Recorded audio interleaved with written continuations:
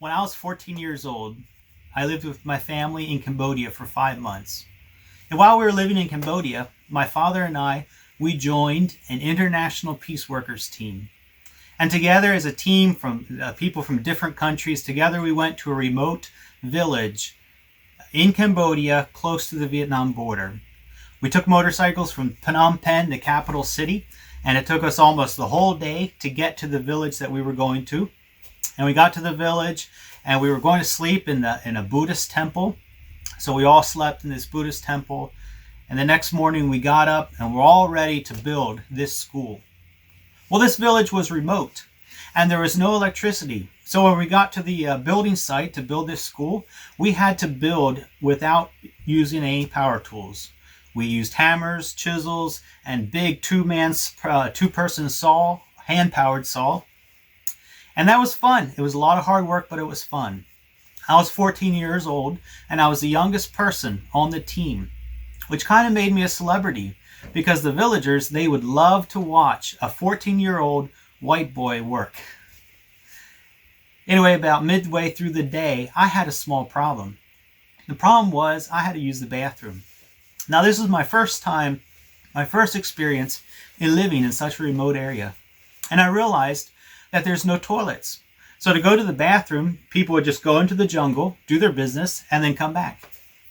Okay, so I would try to go to the jungle, but every time I would leave the group and try to walk into the jungle, somebody or a group of villagers or a group of children would follow me.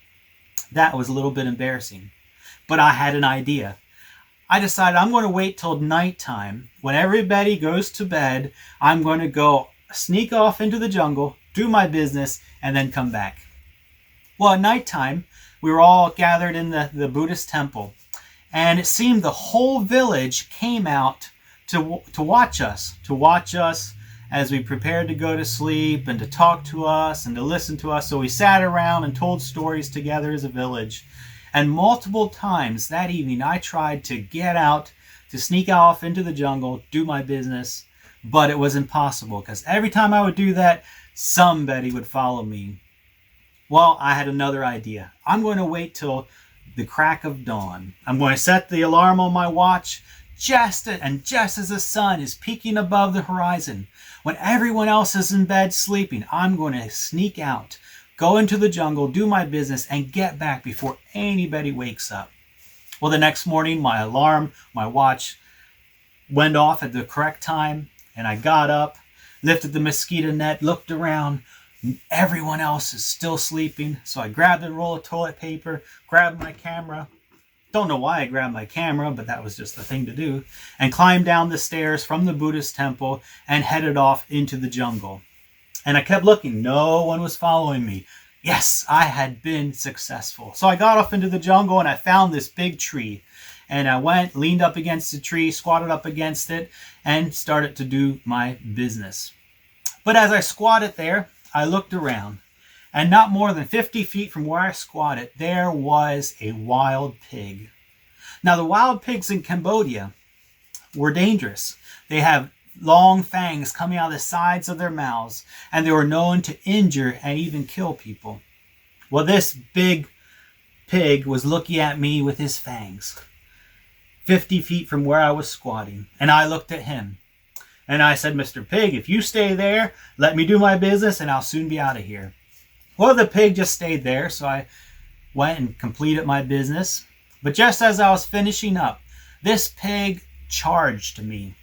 And it charged me, and I saw him coming because as I kept one eye on him, and my pants were at my ankles, so I quickly grabbed my pants and started to shuffle and run as fast as I can. And let me tell you, it is possible to run with your pants at your ankles when a wild pig's chasing you.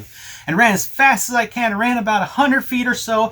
Then I realized that pig is no longer chasing me. And I looked back, and that pig was there, and at the bottom of that tree, it got what it wanted. And so I'm there, leaned over with my pants at my ankles, and I go to pull my pants up. And as I do that, there's some shrubbery in the jungle on the side.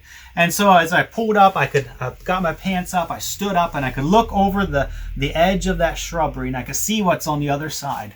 And I looked on the other side, and there on the other side was a classroom of Buddhist monks. They woke up long before I did, and they were having class there. They had about 30 students there with a teacher. And from their position, they saw everything that happened. Well, I quickly got my pants resituated, and I looked at the Buddhist monks, and they looked at me, and I didn't know whether to laugh or whether to cry. But we looked at each other, and I did the only thing that an American tourist would do. I had my camera, and I got my camera out of my pocket, and I said, "Photo!" Well, needless to say, I was really embarrassed. But the moral of this lesson is, God called and commanded us to go into the world. And to go doesn't necessarily mean we're going to always be in our comfort zone, but we are still commanded to go. So go with God and be flexible. God bless. Thank you.